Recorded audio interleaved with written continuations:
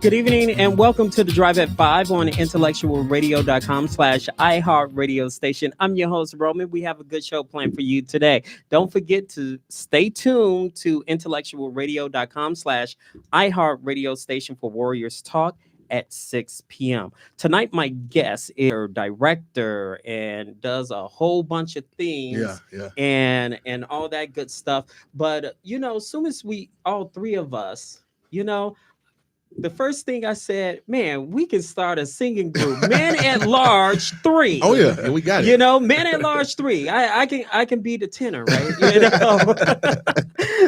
gonna let you be the lead. Man. Yeah, we got it. Ooh, okay.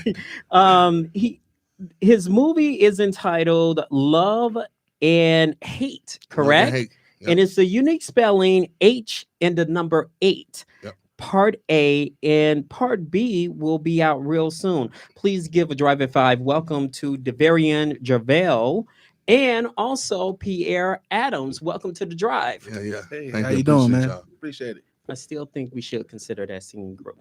So starting with you, please give IntellectualRadio.com/iHeartRadio station your background. Well, I'm a filmmaker. I've been making film probably the last 8 years or so. A jack of all trades. I do graphic design. I used to do music. So I do that type of stuff. I was a videographer. I wasn't off. I wasn't off at all. I was there. I did a little music for a while. I just fell out of love with it and fell in love with the process of making my videos more than the process of recording the music. And that's where it started at. Yeah. Well, Pierre, I specialize more in the film department. I don't do too much music. I'm what is called a auteur. So I do everything from shooting, directing, editing, pretty much everything. So yeah, that's pretty much my background. I've been doing it for about 12 years now. So starting with you, Mr. Adams, describe how you got inspired to do movies and shooting and stuff like that. Definitely, that was from my father. He always liked to watch Westerns. And my goal was I just wanted to put something on screen that he would actually watch of mine. I guess, trying to get the attention from him. So that was more or less where I was coming from. I just wanted to be able to show something on screen that my father was proud of. So that's kind of where I got my original start in film, just trying to do things for my family.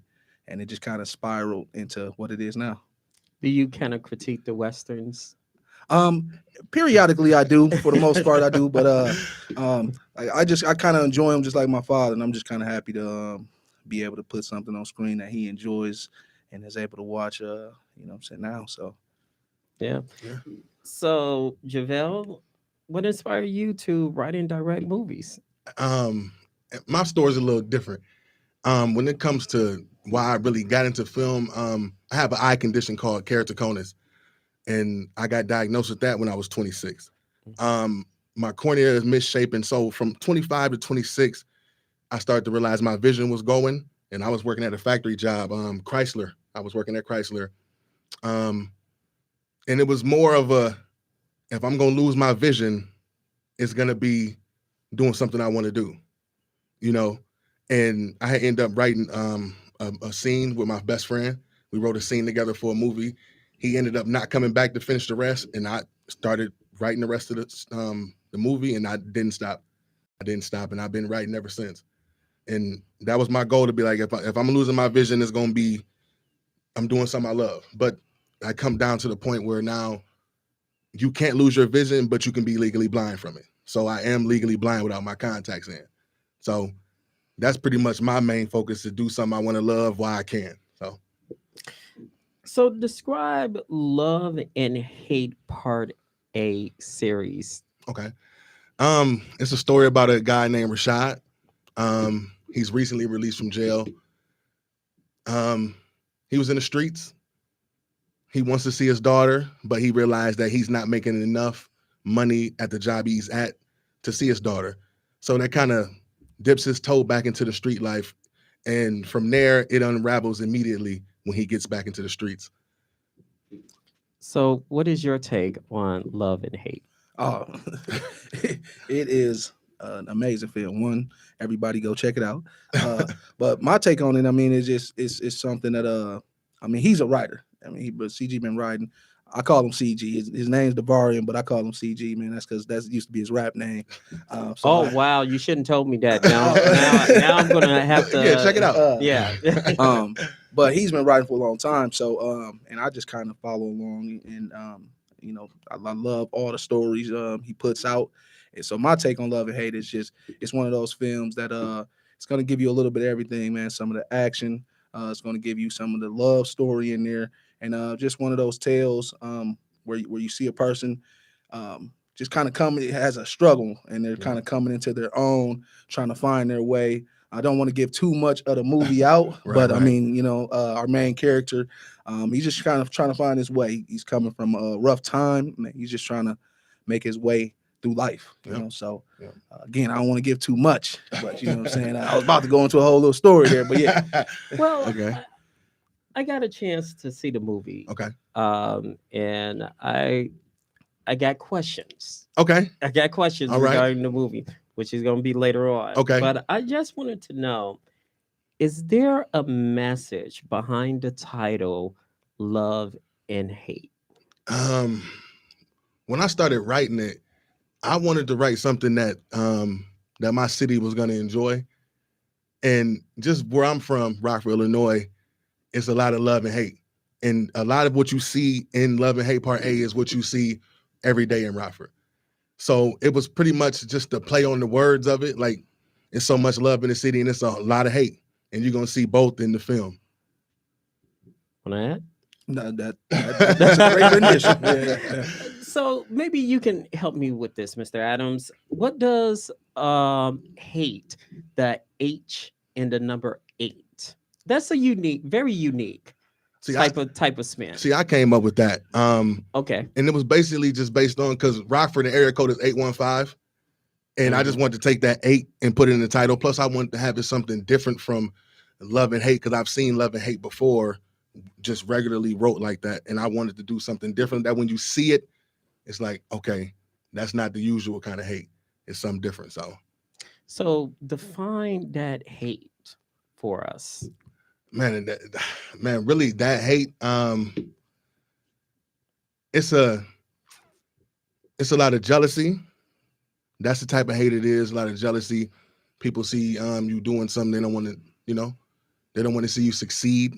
That's where a lot of that hate comes from.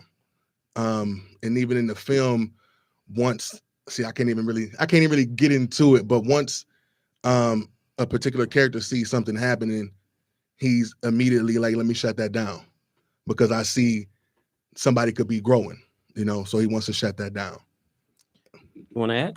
I mean, Rockford has a very like a crab in a bucket mentality, so that's pretty much what that hate is. It's and with Rockford, you're trying to get out of the city, man. You're trying to succeed. You're just trying to do something, and you just always got something within the town pulling you back.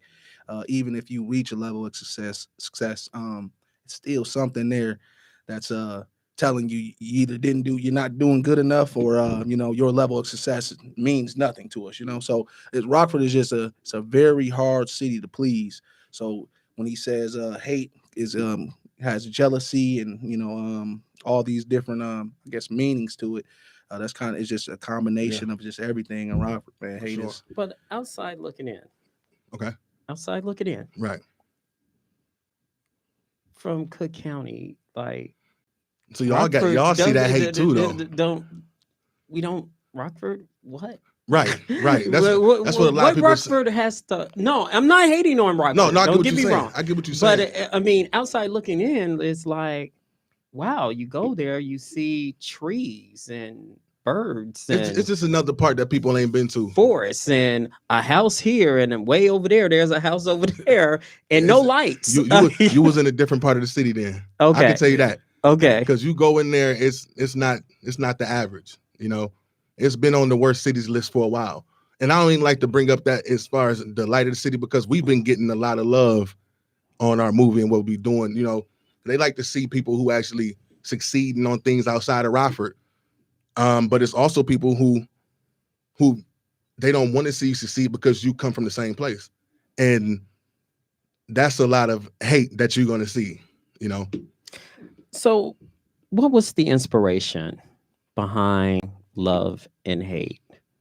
Honestly, I just started writing. I started off with a character named Rashad. I wrote the first scene and I went from there. But once I started writing, like I said, I wanted something that resonated with the city so that when people see it, they know, okay, this is our city. And it's not just Rockford. That's a lot of inner cities. You know, you go to Chicago, it's like that. Even in this, you know, it's everywhere. These same kind of issues. But it's like you just want to, how can I put it? It's kind of hard to really put a pin on it. But the inspiration was just for my city. I wanted to do something for my city that they was going to enjoy. When they got on Tubi, that's when it really expanded and blew up and more people really seen it. That's what happened. Want to add, what was the inspiration on this project for you to say, yeah, I want to be a part of it? Growth. I wanted personal growth. I got, my background is more music videos, parties here and there, stuff like that. Maybe weddings. You're the party type? Well, more or less, I film. So I'm always behind the camera doing just everything. So it was more or less for me. It was growth. This project meant I could stretch my creative talent. I can kind of dig into all realms of my skills. So that's what it really meant for me, growth. And then working with CG is just, you know, it's always just honor, man. We've been doing this for a long time. So I enjoy reading his scripts. He writes fluently. So I just love being a part of the project, man. So, and to add to that, a lot of the reason why me and Pierre are so tight in how we work is because he sees the vision that I've written out, and anybody that's in the movie, they've seen the vision and they want to be a part of it. I reached out to probably every filmmaker around my area, telling them what I wanted to do, with no backing. You know, Pete was like, let me read it. And once he read it, he was like, I'm down. And that's why we so tight, and we've been working on that ever since.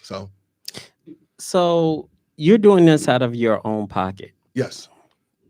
Was it very hard to, like, you know, saying family members come, you know, whatever you could do, or $5 here, $10 there? Jobs. Your jobs. Yeah. You know, everybody that's on our cast, from people who helped produce it to actors, everybody put money in because they believe in it that much. And that's how I knew I had a strong team behind me, because we're not making no money off this at this moment right now, but they want to be a part of something. But your views on Tubi is phenomenal, though. Yeah. So why you're not? They are up now. They are up, but it's only been on there for a month and like maybe 6 days or so. So we're trying to expand that. But as far as really putting money into it, we've shelled out thousands on just different equipment that we were filming with that didn't work out. We're using Black Magic cameras and stuff like that. It didn't work out. We renting them, we getting stuff, we buying stuff for it. It didn't work out, and that's money just all gone, you know. But it comes with it. If you see the vision, you already know that you're gonna have to put some money in it, and it's gonna come back if you keep working towards it. Want to add? Oh, no, I mean, I pretty much pawn everything off on him, man, whether it be people want to be in the movie or whatever it is. I pretty much, hey, man, talk to CG, you know, going to kind of go with his direction. But, all the time. But yeah, for the most part. So tell me if I'm wrong. While watching Love and Hate, I immediately thought of The Chi, okay, The Wire, and Power wrapped all into one. Okay. Is that a good assessment of the series? Yes, because when I first started marketing it, I was calling it, it has the heart of The Chi, but we're gonna have what you're gonna see in part B. You're gonna see the grittiness of The Wire, you know, and just all wrapped into one. So that's exactly what I was saying when I first started trying to get the movie out here. Yeah. Go ahead. So I would agree. Part B, man, we stretched our wings, man. Yeah, we got in there in part B. So as I was watching this movie, the first scene shows the lead character bussing tables at a local restaurant. Yep. It appears he is frustrated. Yes. Describe that first scene for us. Well, that first scene was to basically set up, he's not making enough money. Like I said, came from the streets, fast money, equals big money at that. So with him working that job, it's minimal pay. You know, so going from making money in the streets to coming home and now you're busting tables at a restaurant, you know, he feels like it's beneath him. And you can see it in that scene, the frustration that he has when he's doing what he's doing. And he just wants to get out of there. So that first scene. I think it resonates with a lot of individuals, man. A lot of people are going through that right now, just in the struggle, looking for something, man. They're looking for something or some way out. And I just think that first scene and that character specifically, man, relates to just a lot of people. Do you think the first scene demonstrates being humbled in his struggle? Of course. Most definitely. Most definitely. I feel like I've worked at McDonald's and done those type of jobs. So I feel like if you haven't done it, you wouldn't even know what it's like to even do that kind of work. So his character, that character has never done that type of work, but it's either you do that or you go back. So that's what he was doing as long as he could until it got to a point where he was like, I can't do it. Plus, I know I need some money to see my daughter. And if I can't get that working minimum wage job, I have to get another way. Even though that's risking the relationship with my daughter, I'm going to do it anyway. When the characters talk in the movie, it transforms into everyday real life situations that men could identify with in the movie. Right. Why is it so important to showcase real men issues and bonding? Because a lot of people overlook, they see the issues, but they don't see Black men bonding. Right. Saying you tripping, yo, or you see what I'm saying? I think that's just, as time passes now, it's just a lack of big homies out there and people that's going to tell you you're doing wrong. So I wanted to put that on screen because everybody needs that person going to be like, yeah, you tripping, man. You need to, that's not the way to do it. And if you're going to do it that way, I'm going to have to fall back. We need more of that instead of more people empowering, doing dumb things and getting yourself in dumb situations.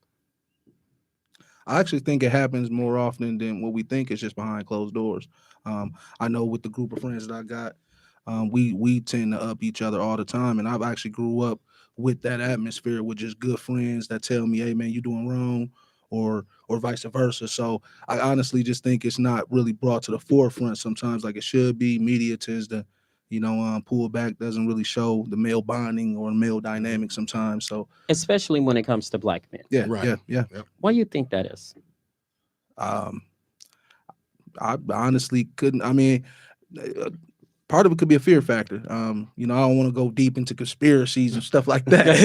'Cause I will, but I don't know. Part of it is a fear factor. I think, man, there's a power within the Black man, within Black society that I always just feel that, man, the world just doesn't want. They don't want us together, see, man. They don't want people together. They don't want us all united on the same front, because then it's really dangerous. Think so? I think so. Yeah. I know so. Wow. I definitely know so.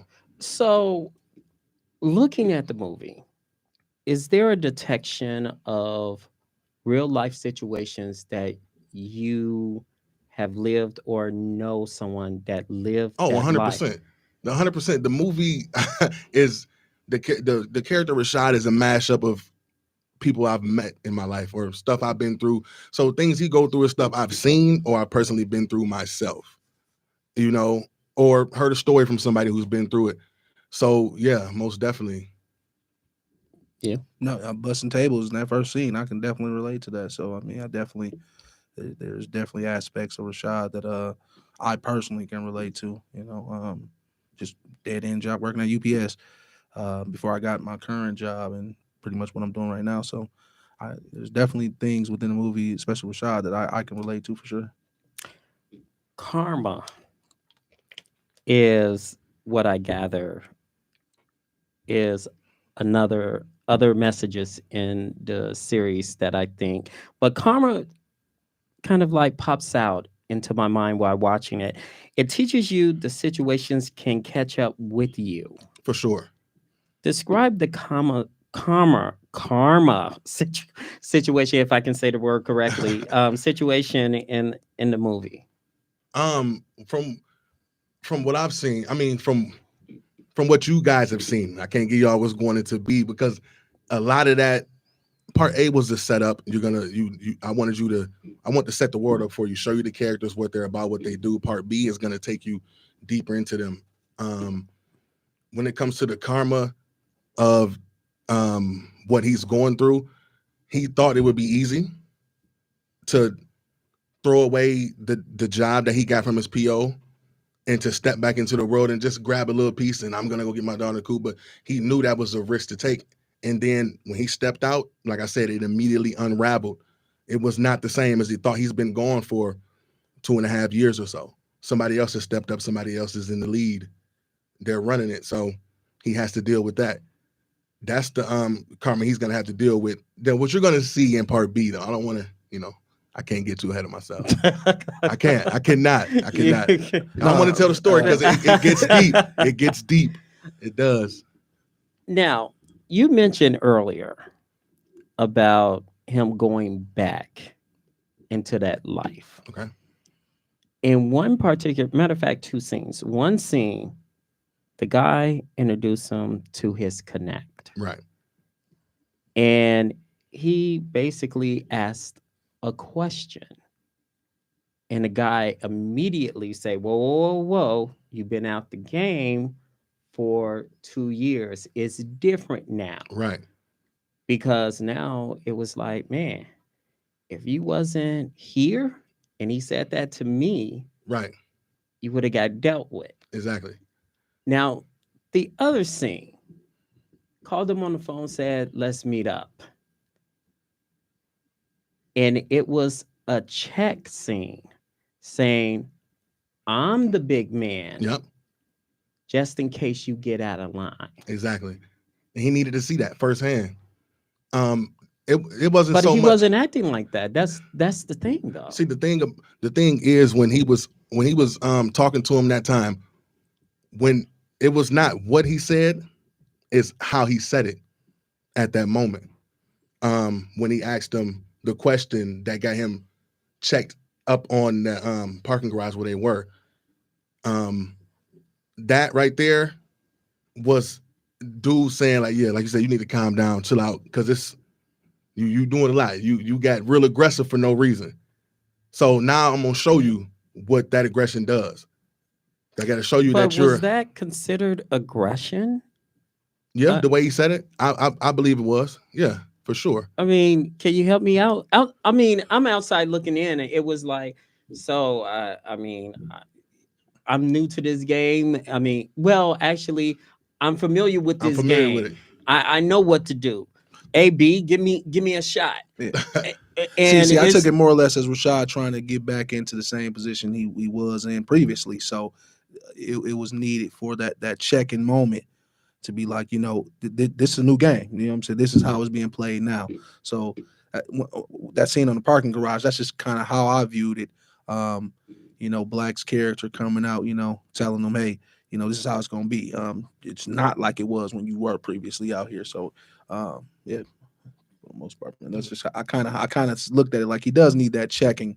Just kind of set him in his place just in case he thought, man, he running stuff now. So basically, stay in your lane. Yeah, right. Yeah. For the most part, that's what it is. And it was almost like a stay in your lane. But even if you thinking about getting out of the lane, because it was, I understand where you're coming from. So it might have been, a little borderline, but it's one of those, if you even thinking about staying out, getting out of your lane, this is what's going on now. I'm running it. You know what I mean? So a lot of people miss this, and I can tell a lot of people miss this. Okay. In that same scene, the guy flipped the cigarette and it hit him on the shoe. Yep.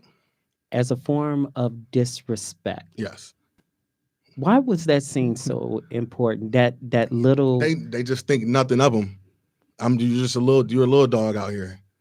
You're nothing to us. That's basically what that scene was. You were somebody a while ago, but now you're not you're no one. So I'm gonna flick the cigarette at you and hopefully it hits you. So that's what that was. It was just a sign of disrespect is what it was. So even if you're and that's part of Rockford, you're saying. Of course. Yeah. So if somebody just asks a question, it depends on how you ask it. I mean, that's in life. Your tone can change things a lot. And that's why text messages get screwed all the time. People say things through text messages. You can't tell how they say it. Oh, I thought you was doing this, but no, I didn't say it like that. But if I would have heard your voice, I would knew how you said it. So what you got? That's different than, so what you got? It wouldn't bother me either way. So. See, but that's why Black is who he is. Mm-hmm. Sometimes it takes being ruthless in the streets to be where you are. That's why he is where he is. So it may not affect you, but he's not gonna let nobody give an inch. You're not gonna be able to get an inch on him. He's gonna wrangle that back in. Choices is another message. Yep. In the movie, and it conveys it basically spells out. It's either the easy way or the hard way, as you put it earlier, dealing with life circumstances, Right. whether it's dealing with a woman Mm-hmm. or money issues. We always choose the easy fixes instead of the straight and narrow. For sure. Why you think we always choose the easy fixes instead of the straight and narrow? See, I think it just depends on your character, because not everybody chooses the easy way on everything. Some people choose to get dirty and do the work. But it just seems like his character. Yeah, that's definitely his character. Like I said, getting the money in the streets was easy for him. Working, getting the paycheck, and saving up that money to get a lawyer, that's hard. It's taking too long. It's not moving how I want it to move. So we got to speed this process up. Do you feel like? I think he's a victim, similar to all of us, man. If I can figure out a way to get from point A to point B faster or easier, a lot of times I'm gonna take that road. Of course, you're gonna take the hard way sometimes. If you want lasting, I guess, success. But for the most part, man, people are looking for that easy way out. If I can get here quick, I'm there. So, the women in the movie, boy, they are a piece of work. Yeah. And it shows. I don't know if it's the women of Rockford or is it an overall type of thing. See, I can't just say it's just only in Rockford, because people do this type of stuff everywhere, every city. Somebody messing with somebody they shouldn't be messing with, and putting people in situations that they shouldn't be in or they didn't want to be in. But they always play the victim role. Yeah. And then they always call themselves, and this is the movie, just saying this out loud, skanch, the H word. B, you always on the, what's the new word you put in the movie? The H track or the H scene or something like that. It was after the lead character, Okay. she went to her friend's house. Right. And it was called the H scene or something similar. I can't really say the word really out there. Okay. So you get what I'm saying, right? Yeah. So we're talking about the activities that they were in. Yeah. Okay. And the woman just came out of an activity, and they're both in the same thing. One is giving advice to the other. Right. And she's saying, you're no better than I. But that happens a lot. Blind leading the blind, and that's what it is. It happens all the time. People get in a situation, then they go talk to somebody who's in a worse situation than them. I don't know, depending on the situation, I maybe can offer you a little bit of information, but if I'm going through the same thing or worse, what I'm saying is probably not going to help you too much. But she was giving her some good advice. You should do this. You got to figure out what you want to do. Playing both sides are going to make something happen that you don't want to happen. So she was giving her little pieces of advice, but you know how I go. No, I don't. Some people don't listen. Well, you know what? It just, to me, and maybe, just the Drive at 5 perspective. So I just think sometimes we make matters more than what it is. And the reason why I say that is because, number one, something simple could be dragged out. Mm-hmm. Right. Now, looking at the other scene that transitions into part B is a woman that he really likes, really loves. Called him up on the phone. I'm not going to give the scene away. Okay. Call him up on the phone, but you know where I'm headed. Right. And something happens. When she called Rashad on the phone? What she call? What she call? Do you want me to say it? No, go ahead. Go ahead. Okay. She called Rashad on the phone. Okay. And it turned out to be a setup. And he got killed. Oh, Terrence. Yeah, there you Terrence, go. yeah. See, you made me say the scene. But no, that's cool. That's Okay. cool. That's cool. That's the character of Terrence. That's actually Rashad's brother. But it transformed into karma because he says you're going to get into trouble that you can't get out of. Correct. So, yep, and that's exactly what it was. But it gets deeper. Part B, it gets deeper. You understand why things like that happen. Because some things are not surface level where you can be like, okay, that happened because of this. No, this happened because something way deeper happened. And like I said, it was just, I wish I can give you more about that. But like I said, it was just the introduction. I wanted people to have these questions so that when part B come out, everything is going to be answered that you want to know. No, he cooking.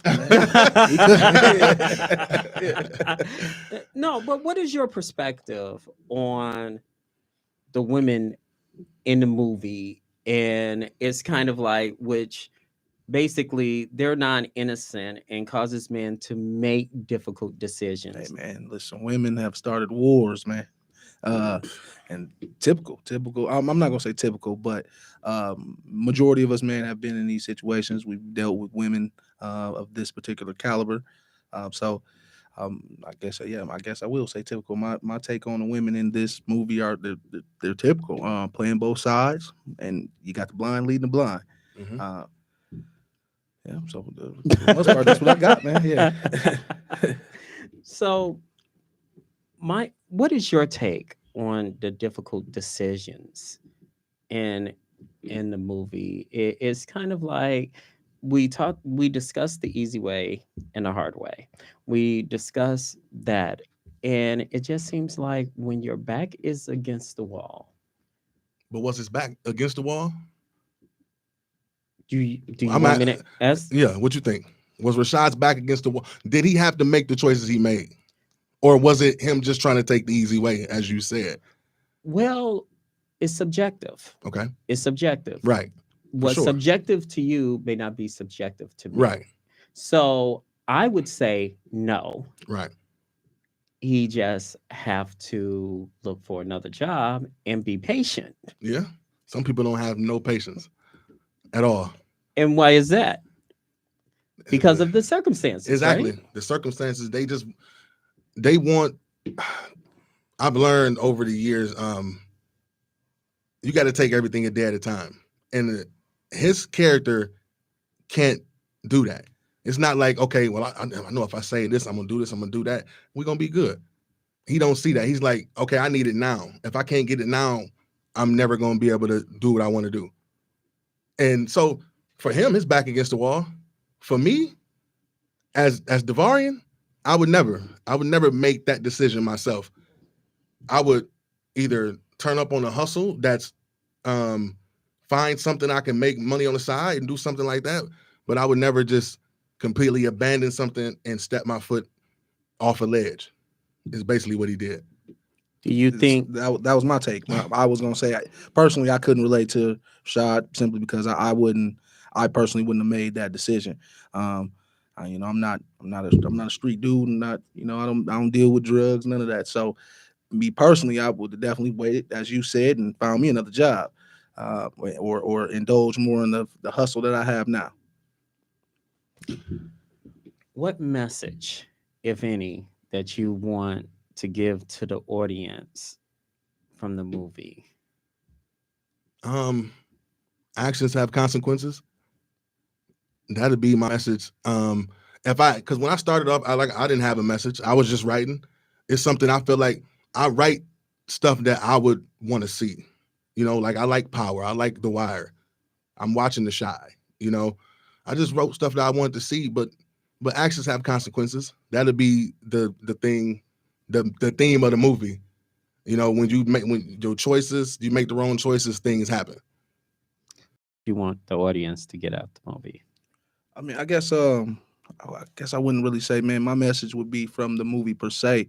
I think I would want the message that I would want to be conveyed is us all behind the scenes getting together cohesively and creating a project, seeing people able to see regular people just like them getting together, communicating with each other, and just kind of on the same page, creating something. So I guess I wouldn't say a message coming from the actual movie when you watch it, but just from maybe the people behind it. Like, man, this is what we doing. We putting together. We just got together all from the variant, man. Put us all together, and we just made it happen, you know? So I guess that was my message. It seems like the characters.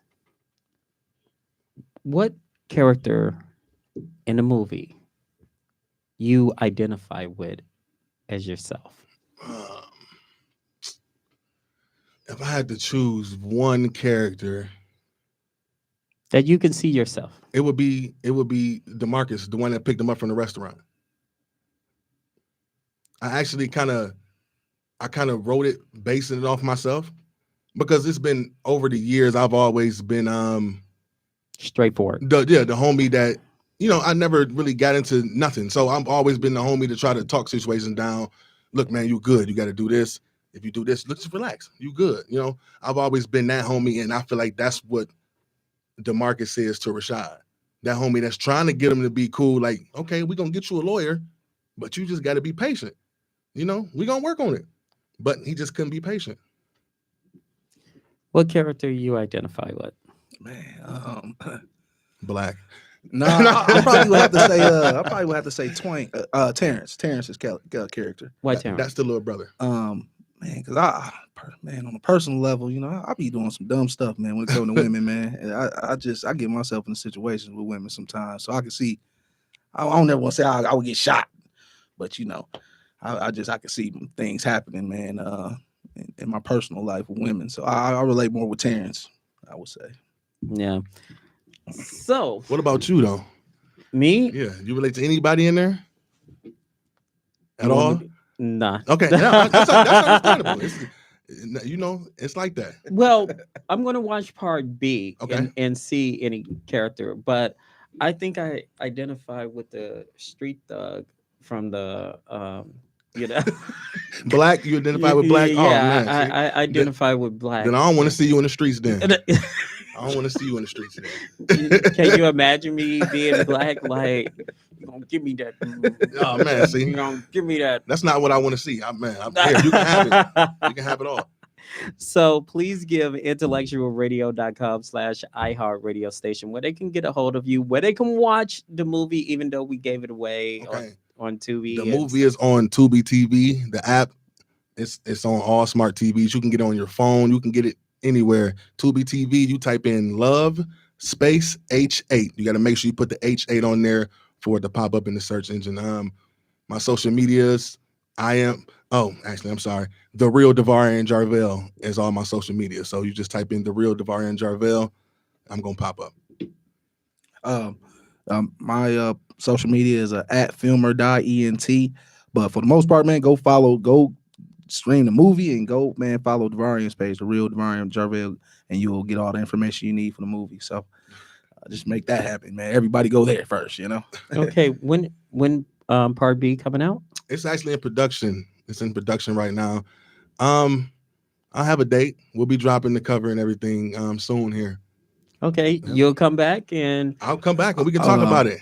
Man, I'm sorry to butt in. I just want to say I can't wait for y'all to see part B. Because I feel that when people see it, they actually gonna think another film crew filmed it. Like, because we really it's like, complete grow up. We turned up, man. And don't want to take anything away from part A. It's just, you know, we got together, did part A. And when we seen what it could do, it was like, man, you know, we really do film. Like we are real filmmakers. Right. He's a real writer. We really do this. So we brought all our tools out on part B. I mean, cranes, all type of stuff. We not playing. So I'm looking forward to people seeing that one because they're gonna be like, oh, okay, they made a movie. One of the things that I think is rare is you see Black owned and operated from beginning to end. And this series is Black owned and operated from beginning to end. And no one gives people credit for that. So it's like, we appreciate that. You know, a lot of people don't, it's like, you know how sometimes when people say it's Black owned and operated, and then they see a white person on a camera and it's like, right. It's not really Black owned and operated. No, we do everything. So yeah. So it's good, Black owned, operated, and look forward for you guys to come back on the drive to describe part B. Most definitely. And I wanna say I appreciate all the cast members because, like I said, all of those people, I came to them with nothing but paper in my hand and telling them the story, and they all said, "Okay, let's make it." You know, and it's been a process. We filmed that part through COVID. A lot of people don't know that. We filmed that first part through COVID. We were actually going to film the whole movie, but COVID caused us to break it up into 3 parts, A, B, and C. So that's the only reason it's a part A, a part B, and a part C coming. That's the only reason. Okay, cool. To be continued. Don't be a stranger, my man. Yeah, most definitely. All right. Appreciate you. That's going to do it for us on Drive at 5 on intellectualradio.com/iHeart radio station. Don't forget, Saturday we'll be out at the African Festival. Earl will be with me. Yeah, he's regretting it. So, but we're going to have lots of fun, food, eat. Come join us Saturday at the African Fest. Thanks to Wanda behind the scenes. You guys have a lovely week.